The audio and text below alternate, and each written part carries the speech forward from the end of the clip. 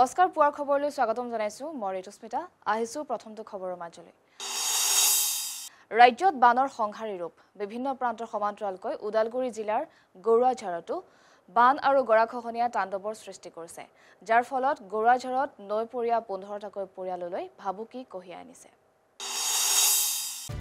ৰাজ্যত বানৰ সংহাৰী ৰূপ বিভিন্ন প্ৰান্তৰ সমান্তৰালকৈ উদালগুৰি জিলাৰ গৰুৱাঝাৰতো বান আৰু গৰাখহনীয়া তাণ্ডৱৰ সৃষ্টি কৰিছে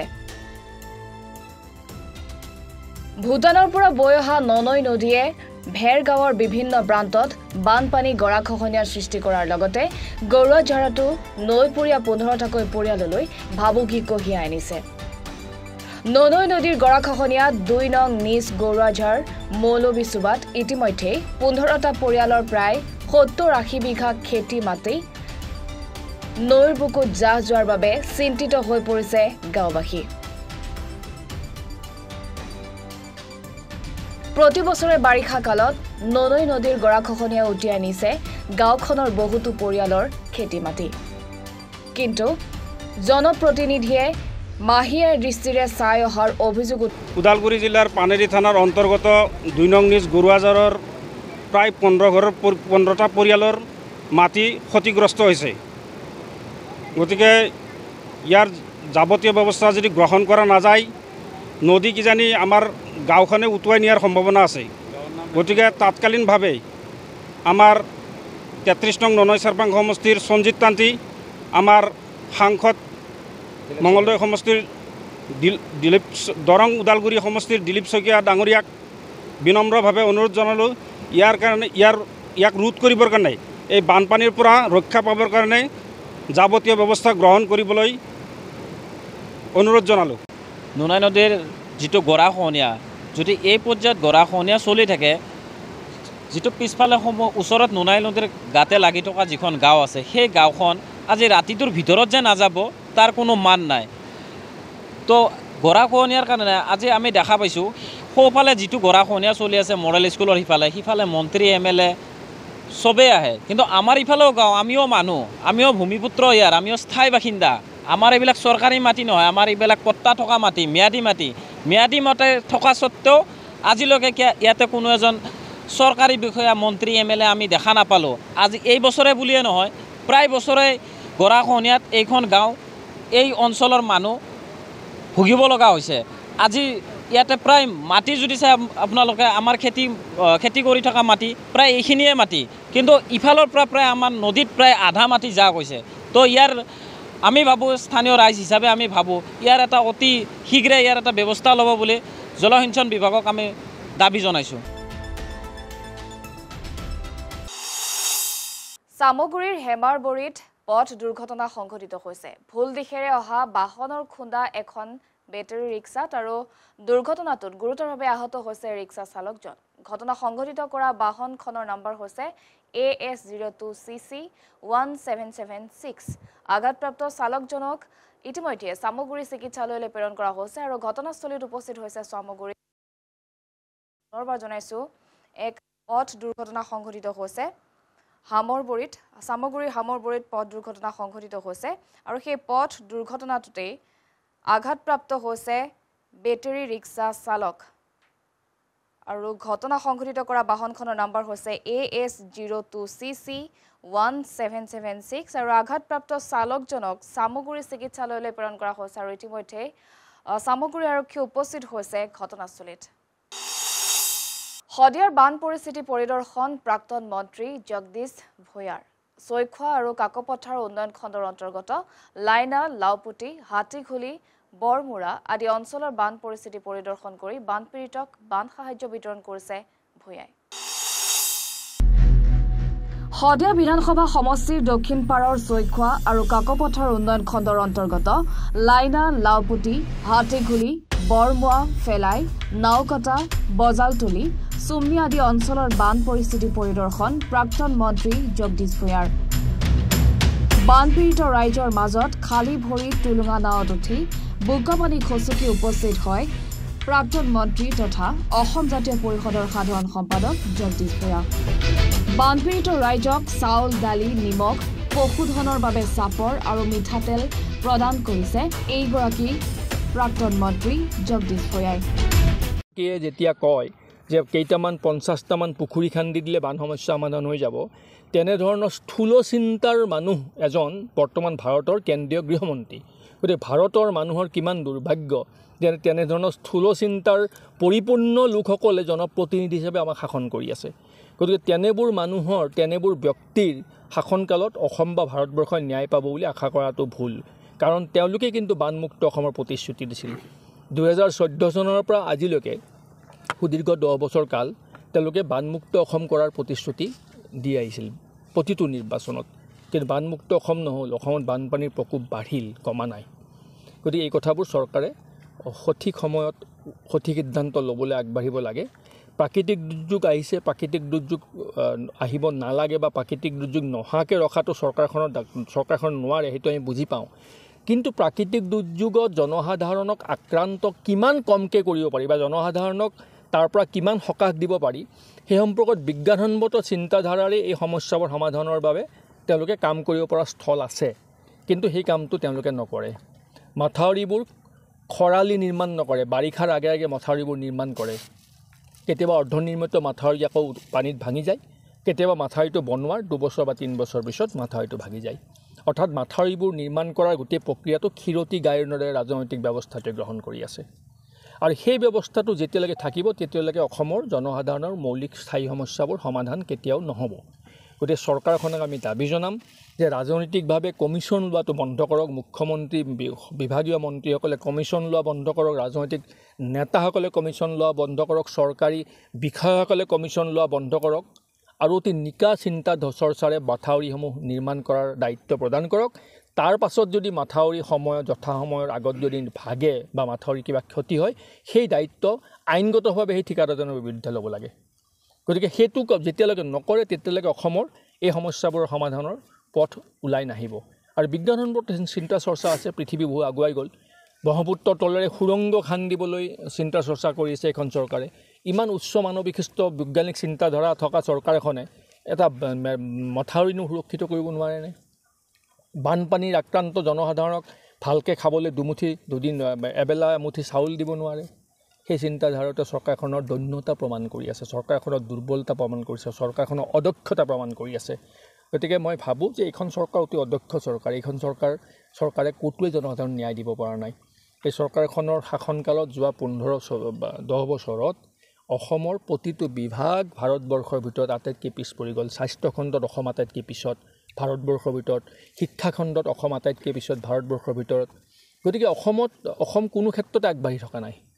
গতিকে শ্ৰেষ্ঠ ৰাজ্য গঢ়িম বুলি কোৱা তেওঁলোকৰ যিটো সপোন বা যিটো ভুৱা প্ৰতিশ্ৰুতি, সেই প্ৰতিশ্ৰুতিও কাম কৰা নাই।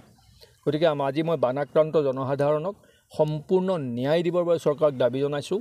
বানাক্ৰান্ত জনসাধাৰণক দুবেলা দুমুঠি ভালকৈ খাব পৰাকৈ তেওঁলোকে যিটো স্বাভাৱিক জীৱন যাত্ৰা যাতে ব্যাহত নহয়, স্বাভাৱিক জীৱন নিৰ্বাহ কৰিব পাৰে, তাৰ যিখিনি ন্যূনতম মৌলিক সুবিধা, সেই সুবিধা প্ৰদান কৰিবলৈ চৰকাৰক আমি দাবী জনাইছোঁ।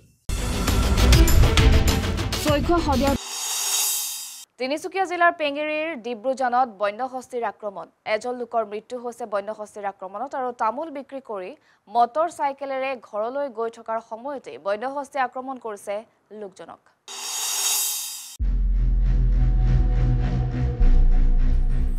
তিনিচুকীয়া জিলাৰ পেঙেৰীৰ ডিব্ৰুজানত বন্যহস্তীৰ আক্ৰমণত এজন লোকৰ মৃত্যু। তামোল বিক্ৰী কৰি মটৰ চাইকেলেৰে ঘৰলৈ গৈ থকাৰ সময়তে বন্যহস্তীয়ে আক্ৰমণ কৰে লোকজনক। বন্যহস্তীৰ আক্ৰমণত গুৰুতৰভাৱে আহত লোকজনক স্থানীয় ৰাইজে উদ্ধাৰ কৰি চিকিৎসালয়লৈ প্ৰেৰণ কৰে যদিও চিকিৎসালয়লৈ নিয়াৰ পথতেই মৃত্যু হয় লোকজনৰ। মৃত লোকজন পেঙেৰী চাৰিআলিৰ সঞ্জীৱ দাস বুলি জানিব পৰা গৈছে। পেঙেৰী ফিলবাৰী সংযোগী পথৰ ডিব্ৰুজান দলঙৰ ওচৰৰ হাতী কৰিডৰত সংঘটিত হয় এই শোকাবহ দুৰ্ঘটনাটো।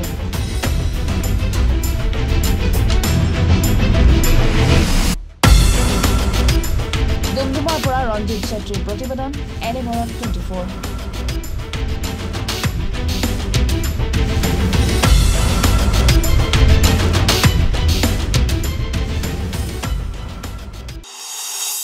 হাজোত ড্ৰাগছ মাফিয়াৰ ঘৰত আৰক্ষীৰ অভিযান। দুই মহিলাসহ আটক এটা কুখ্যাত ড্ৰাগছ মাফিয়া জব্দ কৰিছে নগদ ধন সহ নিচাজাতীয় দ্ৰব্য আৰু এটা মোবাইল ফোন হাজৰ দলৈটোলাত ড্ৰাগছ মাফিয়াৰ ঘৰত গড়চুক আৰক্ষী আৰু পশ্চিম গুৱাহাটী স্পেচিয়েল অপাৰেশ্যন গ্ৰুপৰ অভিযানত দুই মহিলাসহ আটক কুখ্যাত ড্ৰাগছ মাফিয়া জুলফুক্কৰ ওৰফে ভুট্টু ড্ৰাগছ মাফিয়াৰ ঘৰৰ পৰা অভিযানকাৰী দলে জব্দ কৰিছে নগদ ধনৰ লগতে বৃহৎ পৰিমাণৰ বিভিন্ন নিচাজাতীয় দ্ৰব্য মহানগৰীৰ বেটকুচিত গড়চুক আৰক্ষীয়ে এটা ড্ৰাগছ সৰবৰাহকাৰীক লগত লৈ দলৈটোলাত হাজো আৰক্ষীৰ সহযোগত চলায় এই অভিযানত আৰক্ষীয়ে জব্দ কৰে নগদ ধন 1,50,000 মোবাইল হেণ্ডছেট 20টা 180টা ড্ৰাগছ ভৰ্তি কণ্টেইনাৰ 2খন গাঞ্জা ভৰ্তি মোনা আৰু বহু পৰিমাণৰ কপ চিৰাপৰ বটল লগতে হাজাৰ হাজাৰ ড্ৰাগছৰ খালী কণ্টেইনাৰ এই ভুট্টোৰ ঘৰত ভুট্টো কি লিখে ভুট্টোৱে লিখে কি গাঁও এখিনি দলে দলা বস্তু কি পাইছে ভাং পাইছে আৰু ড্ৰাগছ পাইছে বটল আৰু পইচা পাইছে পইচা পাইছে কিমান পাইছে পইচা 2 লাখ মান টকা পাইছে নেকি 2 লাখৰ অলপ কম হ'ব নেকি তেওঁলোকে কি বেপাৰ কৰি আছে নেকি বেপাৰ কৰি আছে আগতে আমাৰ ৰাইজেও আকৌ কৰিব নোৱাৰিলে তেওঁলোকৰ ৰাইজেও বহুত হেৰি কৰিছিল চেষ্টা কৰিছিল আকৌ কামে নাহিলে আপুনি গাঁওবুঢ়া হয় হাজোৰ পৰা মৃদুল মজুমদাৰ এনি ভাৰত 24 এইখিনিতে সময় হৈছে ক্ষন্তেক বাণিজ্যিক বিৰতি এনি ভাৰত 24ৰ প্ৰথম প্ৰয়াস জুবিন গাৰ্গৰ গীতৰ প্ৰতিযোগিতা জুবিনৰ গানে কি আনে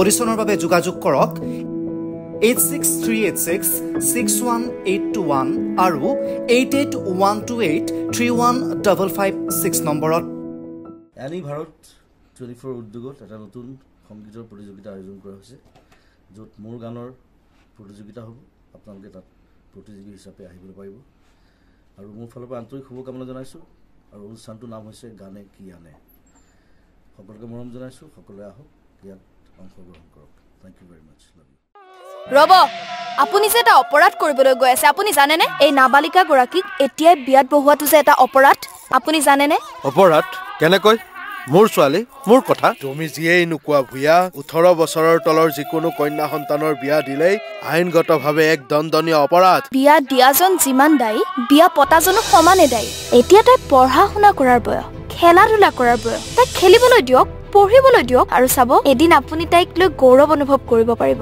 এতিয়াই তাইক সংসাৰৰ বোজা দি তাইৰ ভৱিষ্যত জীৱনটো অন্ধকাৰ কৰাৰ অধিকাৰ তোমাৰ জানো আছে মোৰ ভুল হৈ গ'ল মাজনী মোক ক্ষমা কৰিবা শিক্ষা ল'ৰা ছোৱালী উভয়ৰে প্ৰাপ্য আৰু অধিকাৰ আপোনাৰ কন্যা সন্তানক তাইৰ এই প্ৰাপ্যৰ পৰা বঞ্চিত নকৰাব বাল্য বিবাহ ভাৰতীয় আইনৰ দ্বাৰা বিহিত এক দণ্ডনীয় অপৰাধ এনে অপৰাধ কৰি আপোনাৰ কন্যা সন্তানৰ ভৱিষ্যত অন্ধকাৰৰ মাজলৈ ঠেলি নিদিব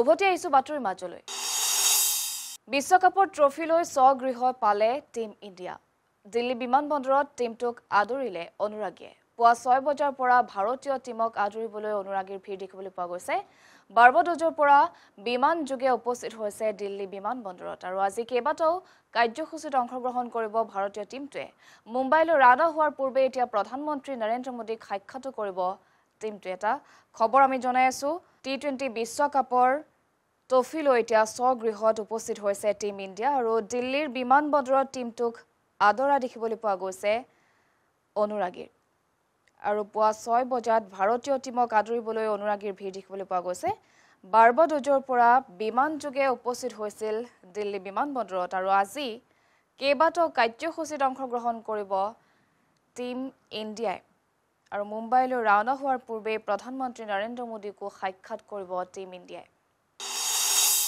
ৰাজ্যৰ বান পৰিস্থিতিত উদ্বিগ্ন কেবিনেট বৈঠক কেবিনেট বৈঠকৰ পাছত মুখ্যমন্ত্ৰীৰ ঘোষণা ৰাজ্যৰ 28 জিলা বানপানীত আক্ৰান্ত হৈছে বানত ক্ষতিগ্ৰস্ত 84 ৰাজহ চক্ৰ ক্ষতিগ্ৰস্ত হৈছে 2208খন গাঁও সবিশেষ তথ্যৰ বাবে জিলা আয়ুক্তক নিৰ্দেশ প্ৰদান কৰিছে মুখ্যমন্ত্ৰী ডক্টৰ হিমন্ত বিশ্ব শৰ্মাই জিলাৰ দায়িত্ব মন্ত্ৰীৰ হাতত অৰ্পণ কৰিছে আৰু ডিব্ৰুগড় তিনিচুকীয়াত মন্ত্ৰী ৰঞ্জিত দাস চৰাইদেউৰ দায়িত্বত মন্ত্ৰী যোগেন মোহন শিৱসাগৰ যোৰহাটত মন্ত্ৰী বিমল বৰা, ধেমাজি লখিমপুৰৰ দায়িত্ব ডাক্তৰ ৰণোজ পেগুক, বিশ্বনাথ শোণিতপুৰত দৰঙত মন্ত্ৰী পীযুষ হাজৰিকা, গোলাঘাট জিলাৰ দায়িত্ব অৰ্পণ কৰা হৈছে অজন্তা নেওগক, নগাঁও মৰিগাঁৱত মন্ত্ৰী অতুল বৰা, মাজুলীৰ দায়িত্বত আছে মন্ত্ৰী জয়ন্ত মল্ল বৰুৱা আৰু ওদালগুৰিত মন্ত্ৰী নন্দিতা গাৰুচাক দায়িত্ব প্ৰদান কৰা হৈছে। আমি জনাইছো কি যেহেতু কালিৰ দিনটোত